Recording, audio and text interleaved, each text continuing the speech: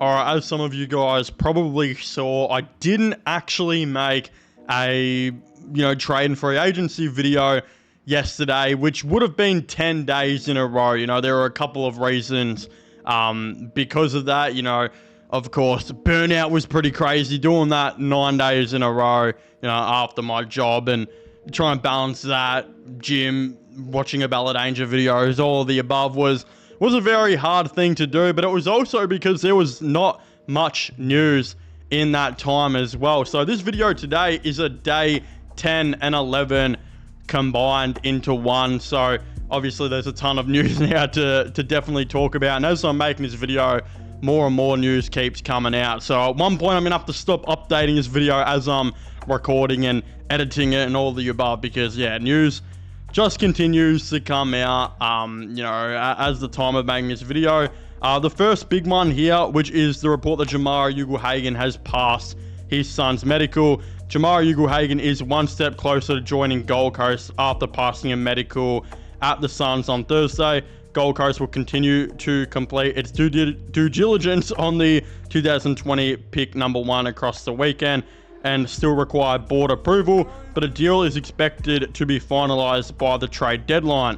Ugle-Hagan has travelled to Queensland twice over the past week, meeting with Damien Hardwick, Craig Cameron, and the Suns leaders, which is pretty massive. Like, this looks like, obviously, it's officially happening. I'm hoping by the time this video coming out that, I guess it hasn't happened yet, but even if it has, I mean, this is massive. He's passed the medical, he's fit and firing.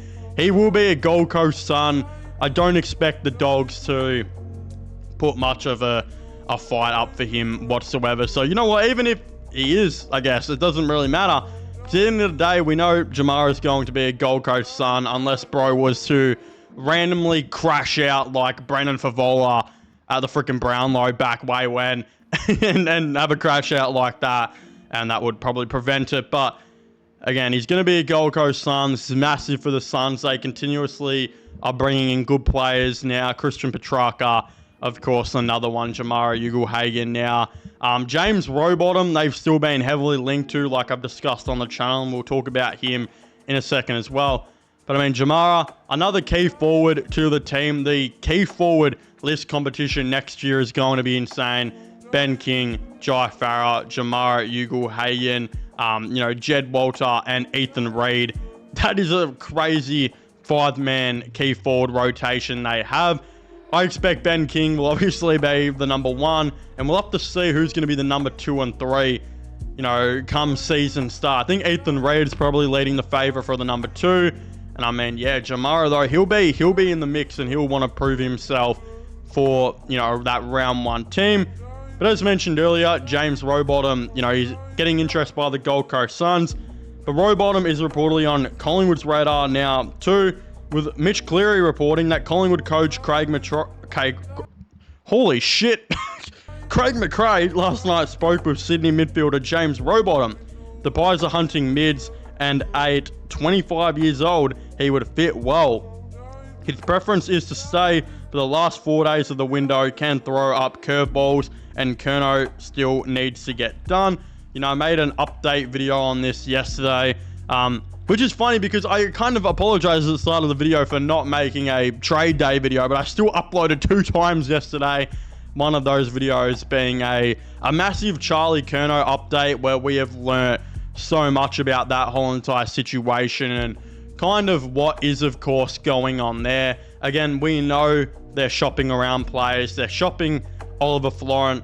They're shopping Will Hayward. They're shopping James Rowbottom now. And the reality is that not all of these players have to go to Carlton as part of the Kerno deal.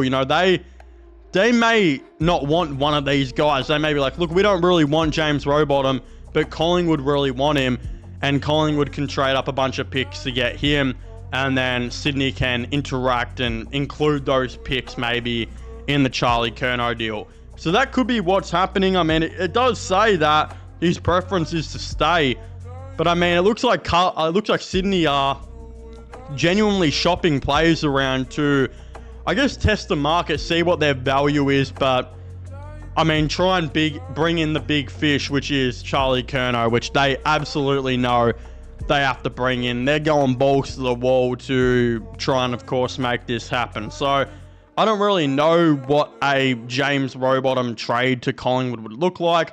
To be honest, even if Collingwood offered their future first and whatever, I don't even know if that would be enough because it's probably not going to be the best pick. And I mean, I think Rowbottom's a really, really, really good player. A very underrated player. And I don't know if that's the situation. It's also like, do Sydney really want to trade Rowbottom to a direct competitor? Do they want to trade him to Collingwood and trade him to Gold Coast? Or is it more safer for them to try and trade him to Carlton, who are less likely to be competing in a situation where, you know, Sydney actually want to be? So I don't know how that's going to unfold, but yeah, it looks like they're shopping him around. Teams are looking at him. I mean, if I was Richmond, I know Richmond definitely aren't going to go for him, but as a massive Richmond fan, I would even love James Rowbottom on the team. I think he's really good, a really special player, and I mean, I would love that to happen. But yeah, as mentioned, with Sydney Swans shopping around players, it is being said that Sydney has encouraged Ollie Florent to look for a new home, but so far Florent has been keen to stay at the Swans. He's contracted until the end of 2029. The Swans are looking at ways to build out a package to trade for Charlie Curnow. So yeah, this is on the same lines of Sydney are just shopping players to get more assets, you know, to bring in to try and trade for Curnow. As mentioned earlier, this doesn't have to mean that Ollie Florent has to get traded to Carlton. Carlton may not want him and they might trade him to another team who may potentially look at him, and they can bring in assets from that team to then put forward to try and trade for Carlton. But it is weird. It is weird to see what players Carlton are going to want, because you'd realistically think that they would want someone, right? Like, I don't see why they wouldn't want James Rowbottom. I'm much more of a fan of Rowbottom than I am Ollie Florent. I think it'd be strange if they didn't want him, and, you know, Will Hayward's the other one. I think it would be strange if they didn't want these guys at all. So we're going to have to see how this does unfold. But right now, Carlton, I guess, are assessing every option, and Sydney, they're not backing down. They are trying to absolutely make this happen and try and finalise the trade. So I really like that one. We also saw that North Melbourne's current asking price for Jai Simpkin is a trade for 2 first-round picks, being reported by Zan Maguire. I mean, yeah, this is a head scratcher. Jai Simpkin, I mean, he's not even getting a game in North Melbourne's midfield. Why do they think he's worth 2 first-round picks? Plus, he's on $1 million a year for 5 years, and he's definitely not worth that. I don't even know if he was worth that when he signed that deal, when he was playing pretty good footy in the midfield. I mean, I don't know what the situation is here. I know that Collingwood are interested. We spoke about this on the channel, and I think he'd be a good fit for Collingwood, especially considering I still think he's a good midfielder and would help out a lot there. But there's no way Collingwood are going to pay him $1 million a year, or at least I wouldn't think so. And they're definitely not going to be parting up with 2 first-round picks. Or as I just said, I wouldn't think they would be. Very, very strange situation by North. I don't know who the hell North think they are. Yeah, random. I'm not going to go into too much on this one, because you guys sometimes say I hate on North too much, which is not true. I just point out that they are the worst decision-making team in football, and there's a reason they've been bottom 3 for the last 5 or 6 years, whatever it's been. So whatever, I don't know what's going on there, but we did hear that a pick swap has been agreed. This is going to happen should have already happened probably now. If not, it's going to happen in a little bit. But the Western Bulldogs will be trading pick 12 to the GWS Giants for 14 and 37. Pick 37 is separately set to be used by the Dogs to get a deal done with Connor Buderick. So yeah, you know, they did slightly move down by 2 positions, but realistically, they only moved down by 2 positions and they gained Connor Buderick, which is a solid move. You know, he's an okay player and he does his thing. So that's cool. I like this move by them. In terms of GWS, I guess they move up the draft order. They hopefully for them will take a higher end player than what they probably think they were going to take with 14. So we'll have to see how that one does unfold. Very minor trade, but 37 gets done for Butterick, and that's just another pick for Gold Coast now to help try and, match their academy players in this upcoming draft. So not a bad decision at all. We've also got a list of trades still to be done. Now I expect 1 or 2 of these to be done by the time of making this video. But it is still interesting to think that there is a lot still to happen. Callum Archie to Adelaide, Will Brodie to Port, Connor Butterick to the Dogs, which will probably be one of those ones that has already happened by the time this video coming out. Jack Buller to Collingwood, Charlie Curnow to Geelong or Sydney. I just have that at Sydney at the moment. I don't think Geelong are going to be able to put together a trade. Braden Fiorini to Essendon, Buku Kamas to Carlton, Rowan Marshall to Geelong, which I think will be a very, very late trade. I'd be surprised if that one even gets done at this point. We'll have to see. Zach Merritt to Hawthorn, Clayton Oliver to GWS, Christian Petrarca to Gold Coast, Jai Sarong to Sydney, Jai Simpkin to Collingwood, which I don't see getting done, Jamara Ugle-Hagan to Gold Coast, and Tyler Young to the West Coast Football Club. So still a lot of trades to get done. I mean, there's still probably like 10 million more of random players who could get traded, like an Ollie Florin to James Rowbottom. Like, not even Rowbottom was on this list. A bunch of other players could still get moved and could still get traded, and other players could sign or whatever it may be.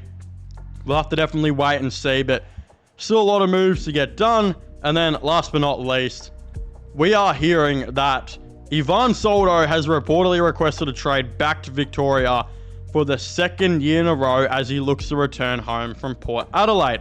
Clubs like Essendon and Carlton are believed to be in the mix, chasing some ruck depth, but Soldo's out of contract next season, so there's a bit of flexibility in how it all plays out. Now, this is actually posted by a Richmond Instagram page called The Richmond Journey. They go on to say, if for whatever reason a deal can't get done, I'd welcome him back at Richmond in a heartbeat. He fills an obvious age gap in our ruck department, knows our system inside out, and brings that selfless team-first attitude we've always loved about him. And hey, if he feels like bringing Zach Butters with him in a little 2-for-none package deal, I wouldn't complain either. So I mean, that's hilarious, bro. I mean, I don't think Zach Butters is coming to the Tigers. I don't think he's coming next year. We'll have to see how that one does unfold. But I mean, Ivan Soldo, like, I'm an Ivan Soldo fan. I get that he's, basically 30 and he's a little bit up there in age. I don't care. Should the Tigers trade for Ivan Soldo? I mean, why not? Right? Like, the thing is, if you were to get Ivan Soldo from Port Adelaide, at this point where Ivan Soldo's value is, and I know ruckmen tend to have decent value because a good backup ruckman can help a team out much more than you think. But the realistic thing is that Soldo's not even the backup ruckman at Port at the moment. He's like the freaking 3rd string. And at times, it looked like he was like the 4th string. Like, they'd play like a Jeremy Finlayson in the ruck over him if they had to. They did not want to play Soldo because he wasn't playing good there. His heart wasn't in it. He played like shit, and he's wanted to come home like ever since he stepped foot there. He got the bag, basically wanted to come home straight away. It's a really weird situation. If I was the Tigers and I could get Ivan Soldo for a future 4th, I legitimately could not see why you wouldn't do this, especially considering Richmond's backup ruckman, Samson Ryan. Again, no offense to Samson Ryan, he's a good guy, but he's booty cheeks at football. Like, that is just the reality of things. I don't see why getting Ivan Soldo would be a bad thing, especially for a couple-year rental. I mean, a late 4th round, a future 4th round pick is really not that much. You've got no backup ruckman. Samson Ryan shouldn't be on the team. By the end of next year, I don't think he will be on the team anymore.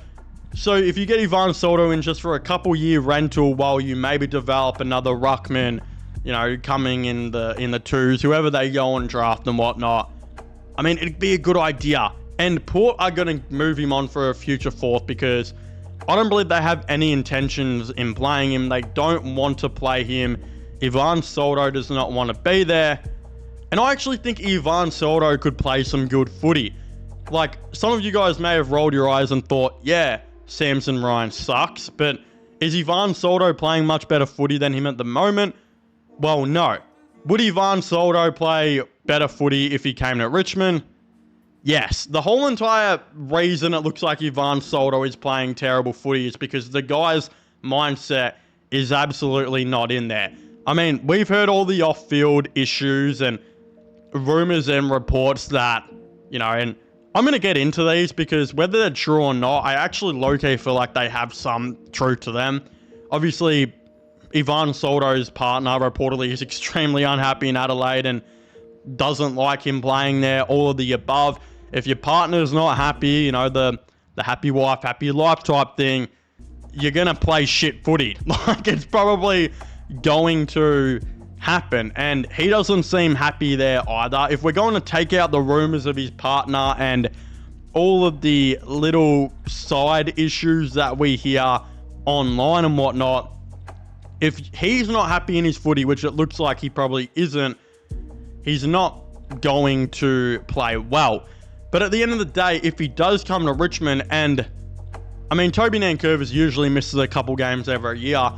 If he does come to Richmond and the whole entire goal is just to play 3 or 4 games, I mean, that's perfectly fine. Like, it's not like Richmond would be bringing him in expecting him to play alongside Toby Nankervis like the glory 2019 days. No, they would be expecting him to kind of be a cheap rental, very similar to what Sam Naismith was like last season, and come in and play that backup ruck role and just play whenever Nank gets injured or whenever Nank decides to freaking bump someone's head off and get suspended, like he typically does like once every year. It's also like as well, Richmond, it's not necessarily that they could use another veteran. Like, they moved off Camden McIntosh this year, but it wouldn't be bad to have a guy like Ivan Soldo in, a veteran who can actually play in the VFL and help out. I feel like Richmond don't have enough, or any, for that matter, veterans who are playing in the VFL. Like, teams like Hawthorn have had players like Luke Bruce play VFL and help out young guys. So many teams have had this, but Richmond, all of their veterans have always just played AFL. And a veteran like a Camden McIntosh, where if he wasn't in AFL form, Richmond have just moved him on. But when it comes to the backup ruck, you don't have to worry about that. And it would be nice, as I just said, to have a veteran finally play in the VFL and help these younger guys out and mentor them, which I believe Ivan Soldo is. Like, everyone has always said Ivan Soldo is a great person, a great club man, a great leader. It would be great just to see him in the VFL as a veteran ruck, tapping it down to the really inexperienced and young midfielders we're probably going to have next year. Like, I don't know who's going to be playing in that VFL, but if the Tigers draft 2 midfielders at pick 3 and 4, which is a massive chance this year, one of them is guaranteed to probably be playing VFL for the first bit of the year. And for the first couple games, a couple of them, both of them could be playing VFL for all we know.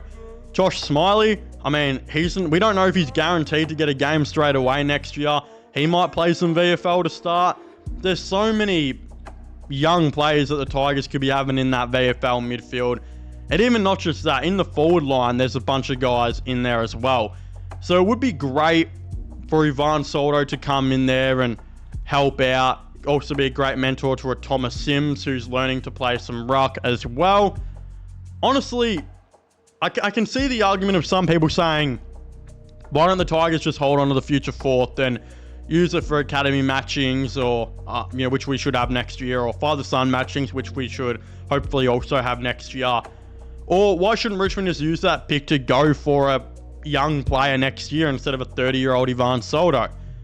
But most of the time, a 4th round pick player is not going to work out. Probably 80% of the time, maybe even more, 85, 90% of the time, that player is not going to work out.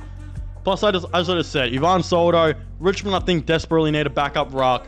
I think they need a veteran in the 2s. Maybe another good journeyman, a good club man, culture leader.